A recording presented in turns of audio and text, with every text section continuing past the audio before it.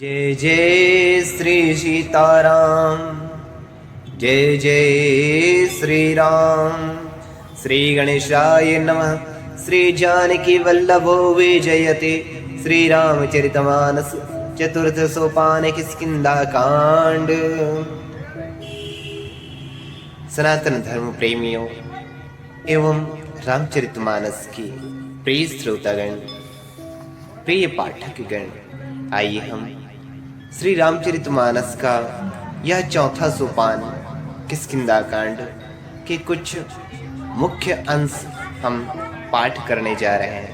आइए इस श्लोक के साथ हम आगे अध्ययन करें। कुंदेंदीवर सुंदरावती बलो विज्ञान धामावभौ शोभाढ्यवर्धन्वेनो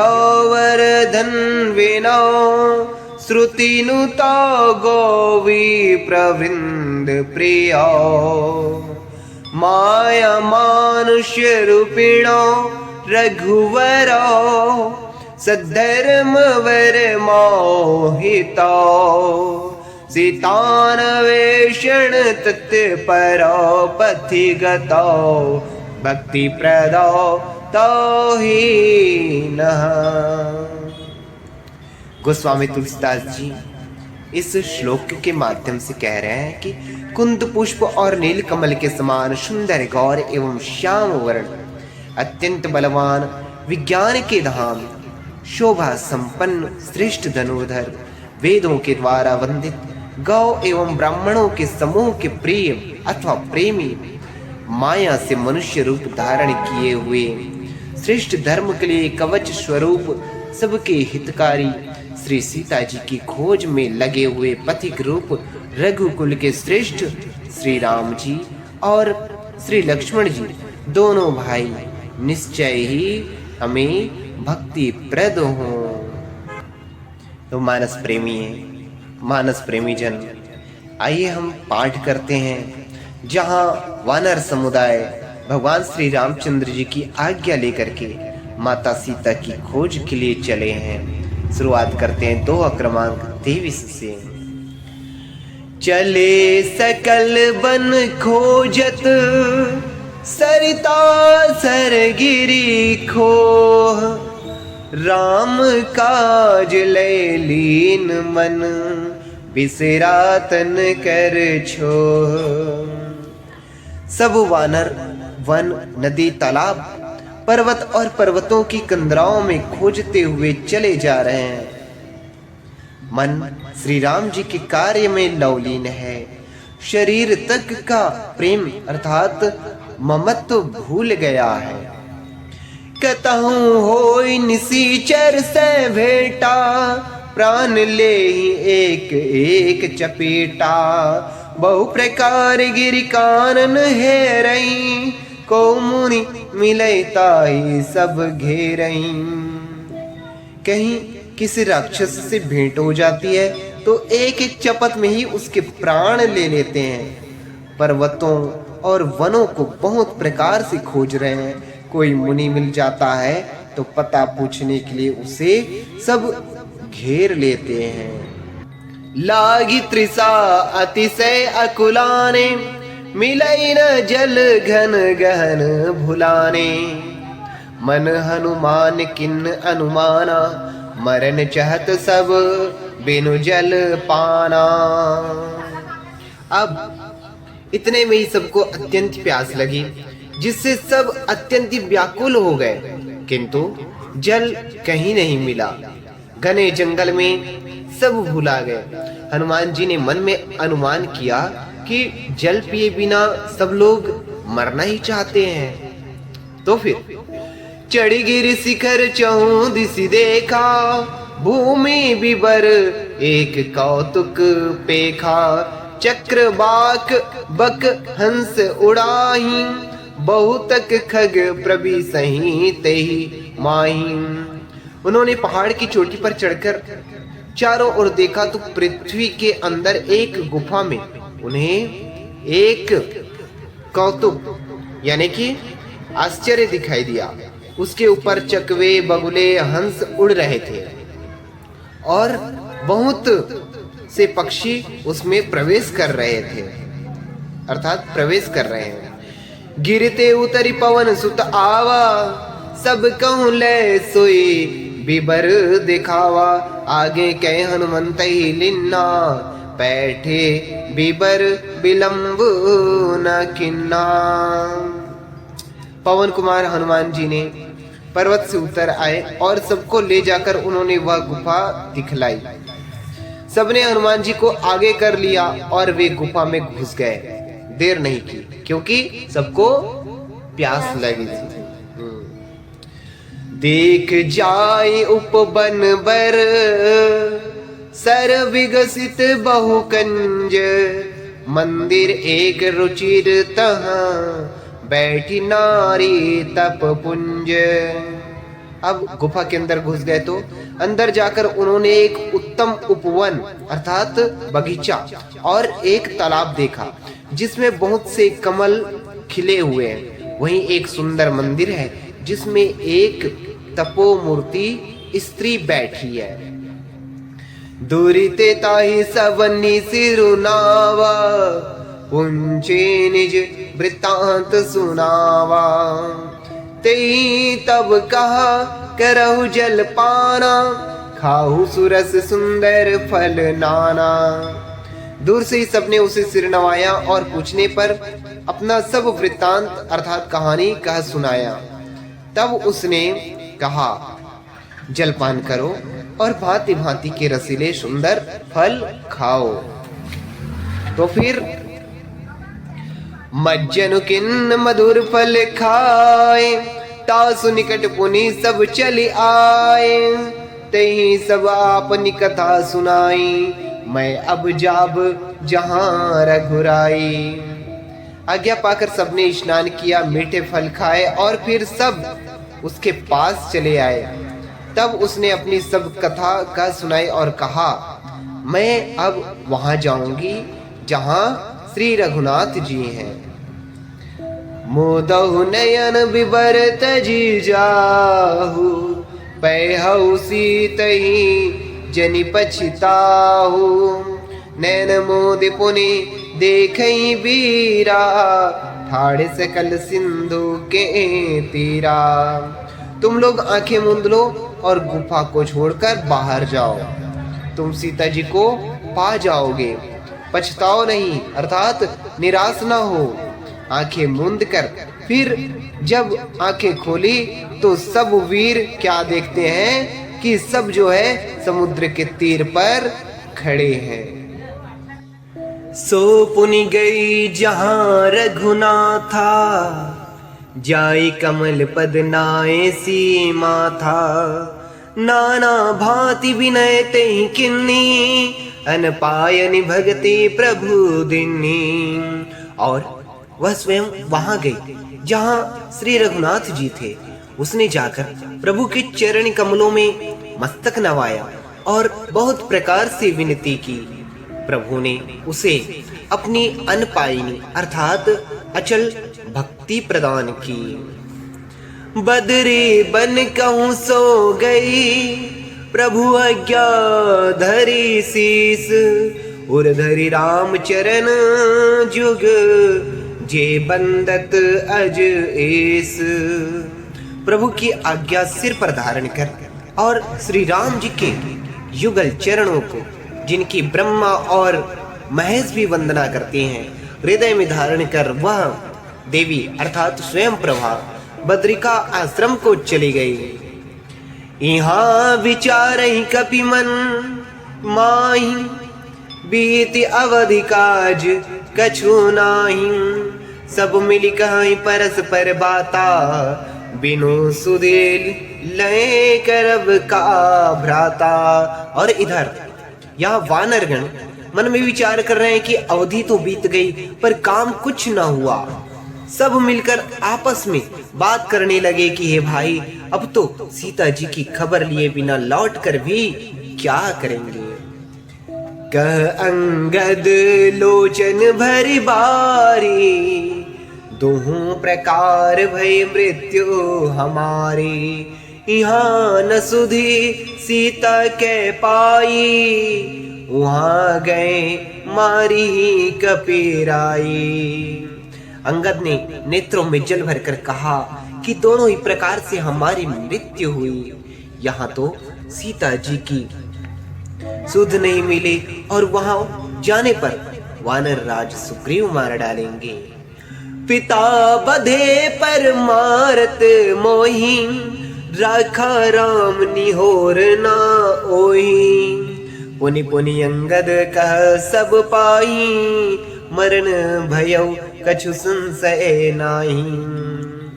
वे तो पिता के वध होने पर ही मुझे मार डालते, लेकिन श्री राम जी ने ही मेरी रक्षा की, इसमें सुग्रीव का कोई एहसान नहीं है। अंगद बार बार सबसे कह रहे हैं कि अब मरण हुआ, इसमें कुछ भी संदेह नहीं है। अंगद वचन सुनत कपिबीरा, बोल न सकई नयन बनीरा। क्षण एक सोच मगन होई रहे, पुनि अस बचन कहत सब भय। वानर वीर अंगद के वचन सुनते हैं किंतु कुछ बोल नहीं सकते, उनके नेत्रों से जल बह रहा है। एक क्षण के लिए सब सोच में मग्न हो रहे हैं। फिर सब ऐसा वचन कहने लगे, हम सीता के सुधि लीने बिना, नहीं जय है जुबराज प्रवीणा। अस कई लवन सिंधु तट जाई, बैठे कपे सब दर्भ डसाई। हे सुयोग्य युवराज, हम लोग सीता जी की खोज लिए बिना नहीं लौटेंगे। ऐसा कहकर लवण सागर के तट पर जाकर सब वानर कुश बिछाकर बैठ गए। और फिर जामवंत अंगद दुख देखी, कहीं कथा उपदेश विशेषी। तात राम कहूँ नर जनी मानहु, निर्गुण ब्रह्म अजेत अज जानहु। जामवंत जी ने अंगद का दुख देखकर विशेष उपदेश की कथाएं कही। वे बोले, हे तात, श्री राम जी को मनुष्य न मानो, उन्हें निर्गुण ब्रह्म अजय और अजन्मा समझो। हम सब सेवक अति बड़ भागी, संतत सगुण ब्रह्म अनुरागी। हम सब सेवक अत्यंत बड़ भागी हैं, जो निरंतर सगुण ब्रह्म अर्थात श्री राम जी में प्रीति रखते हैं। निज इच्छा प्रभु अवतरई, सुरमई गोद्विज लागी। सगुण उपासक संग तहाँ, रही मोक्ष सब त्यागी। देवता, पृथ्वी, गौ और ब्राह्मणों के लिए प्रभु अपनी इच्छा से अर्थात किसी कर्म बंधन से नहीं अवतार लेते हैं। वहां सगुण उपासक भक्तगण सालोक्य, सामीप्य, सारूप्य, सार्ष्टी और सायुज्य सब प्रकार के मोक्षों को त्याग कर उनकी सेवा में साथ रहते हैं। मानस प्रेमियों, यही बात जो है बालकांड में जब भगवान अवतार लेते हैं तब गोस्वामी जी ने लिखा है, विप्रदेनु सुर संतेद लिन्न मनुज अवतार। निज इच्छा निर्मित तनु माया गुण गोपार। वो यहाँ पर सार्थक होता है। एहि विद कथा कहाई बहु भांति, गिरी कंदरा सुने संपाति। बाहिर होई देखी बहु कीसा, मोहि आहार दिन जगदीसा। इस प्रकार जामवान बहुत प्रकार से कथाएं कह रहे हैं। इनकी बातें पर्वत के कंदरा में संपाति ने सुनी। बाहर निकलकर उसने बहुत से वानर देखे। तब वह बोला, आज जगदीश्वर ने मुझको घर बैठे बहुत सा आहार भेज दिया। ये संपाति कौन है? संपाति वही है जटायु का भाई। कह रहे हैं कि आज इन सबको खा जाऊंगा, आज सबही का भक्षण कराऊं। दिन बहु चले आहार बिनु मराऊं, कबहु न मिली भर उदर आहारा। आज दिन विधि एक ही बारा। आज इन सबको खा जाऊंगा। बहुत दिन बीत गए, भोजन के बिना मर रहा था।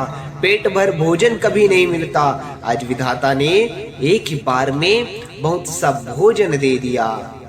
डर पे गीध बचन सुने काना, अब भा मरण सत्य हम जाना। कपि सब उठे गीध कहाँ देखी, जामवंत मन सोच विशेषी। गिद्ध के वचन कानों से सुनते ही सब डर गए कि अब सचमुच ही मरना हो गया, यह हमने जान लिया। फिर उस गिद्ध अर्थात संपाति को देखकर सब वानर उठ खड़े हुए।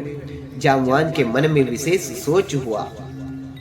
कह अंगद विचारि मन माही, धन्य जटायु सम को नाही। राम काज कारण तनु त्यागी, हरिपुर गयो परम बड़ भागी। अंगद ने मन में विचार कर कहा, आहा, जटायु के समान धन्य कोई नहीं है। श्री राम जी के कार्य के लिए शरीर छोड़कर वह परम बड़भागी भगवान के परम धाम को चला गया। सुनी खग हरस शोक जुतवानी, आवा निकट कपिन भय मानी। तिनय अभय कर पूछे सी जाए, कथा सकल तिन ताहि सुनाई। हर्ष और शोक से युक्त वाणी समाचार सुनकर वह पक्षी संपाति जो है वानरों के पास आया। वानर डर गए। उनको अभय करके अर्थात अभय वचन देकर उसने पास जाकर जटायु का वृत्तांत पूछा। तब उन्होंने सारी कथा उसे कह सुनाई। सुनी संपाति बंधु कै करनी, रघुपति महिमा बहुविधि बरनी। भाई जटायु की करनी सुनकर संपाति ने बहुत प्रकार से श्री रघुनाथ जी की महिमा वर्णन की। मोहि ले जाहु सिंधु तट, देऊ तिलांजलि ताहि। बचन सहाय कर भी मैं, पैहु खोजहु जाई। उसने कहा, मुझे समुद्र के किनारे ले चलो, मैं जटायु को तिलांजलि दे दूं। इस सेवा के बदले मैं तुम्हारी वचन से सहायता करूंगा, अर्थात सीता जी कहाँ है सो बतला दूंगा। जिसे तुम खोज रहे हो उसे पा जाओगी। अनुज क्रिया करे सागर तेरा, कही निज कथा सुनहु कपि बीरा। हम द्वौ बंधु प्रथम तरुणाई, गगन गए रवि निकट उड़ाई। अब संपाति जो है अपनी कहानी बताने लगे हैं। कह रहे कि समुद्र के तीर पर छोटे भाई जटायु की क्रिया श्राद्ध आदि करके संपाति जो है अपनी कथा कहने लगा। कह रहे हैं कि हे वीर वानरों सुनो, हम दोनों भाई उठती जवानी में एक बार आकाश में उड़कर सूर्य के निकट चले गए। तेज न सही सक सो फिर आवा, मैं अभिमानी रवि नियरावा। जरे पंख अति तेज अपारा, परेउ भूमि करि घोर चिकारा। वह अर्थात जटायु सूर्य की तेज नहीं सह सका, इससे जो है वह लौट आया। किंतु मैं अभिमानी था, इसलिए सूर्य के पास चला गया। अत्यंत अपार तेज से मेरे पंख जो है जल गए। मैं बड़े जोर से चीख मारकर जमीन पर गिर पड़ा। मुनि एक नाम चंद्रमा ओहि, लागी दया देखी करि मोहि। बहु प्रकार तेहि ज्ञान सुनावा, देह जनित अभिमान छड़ावा। वहाँ चंद्रमा नाम के एक मुनि थे। मुझे देखकर उन्हें बड़ी दया लगी। उन्होंने बहुत प्रकार से मुझे ज्ञान सुनाया और मेरे देह जनित अर्थात देह संबंधी अभिमान को छुड़ा दिया। त्रेता ब्रह्म मनुज तनु धरई, तासु नारिनी सीचर पति हरई। तासु खोज पठई प्रभु दूता, तिनहि मिले ते तय होब पुनीता। उन्होंने कहा था कि त्रेता युग में साक्षात पर ब्रह्म मनुष्य शरीर धारण करेंगे। उनकी स्त्री को राक्षसों का राजा हर ले जाएगा उसकी खोज में प्रभु दूत भेजेंगे, उनसे मिलने पर तू पवित्र हो जाएगा। जमी हई पंख करसी जनि चिंता, तिनई दिखाई दे सुत सीता। मुनि कई गिरा सत्य भई आजू, सुने माऊ बचन करहु प्रभु काजू। और तेरे पंख उग आएंगे, चिंता न कर, उन्हें तू सीता जी को दिखा देना। मुनि की वह वाणी जो है आज सत्य हुई। अब मेरे वचन सुनकर प्रभु अर्थात तुम प्रभु का कार्य करो। गिरि त्रिकूट ऊपर बस लंका, तारह रावण सहज असंका। ता अशोक उपवन जह रही, सीता बैठी सोच रत अहई। त्रिकूट पर्वत पर लंका बसी हुई है, जहां अर्थात वहां स्वभाव से निडर रावण रहता है। वहां अशोक नाम का उपवन अर्थात बगीचा है, जहां सीता जी रहती है। इस समय भी वे सोच में मग्न बैठी है। मैं देखो तुम नाही, गीधई दृष्टि अपार। बूढ़ भयो न करत्यूं, कछुक सहाय तुम्हार। मैं उन्हें देख रहा हूं, तुम नहीं देख सकते, क्योंकि गिद्ध की दृष्टि अपार होती है अर्थात बहुत दूर तक जाती है। क्या करूं, मैं बूढ़ा हो गया, नहीं तो तुम्हारी कुछ तो सहायता अवश्य करता। मानस प्रेमियों, इस प्रकार से संपाति जी जो कि जटायु के भाई हैं, उन्होंने भगवान श्री रामचंद्र जी के कार्य में लगे हुए वानर समुदाय की इस प्रकार से सहायता की। और आगे अब वानर समुदाय क्या विचार करते हैं और क्या करते हैं, अगले भाग में हम श्रवण करेंगे, पाठ करेंगे। तब तक के लिए जय जय श्री सीताराम।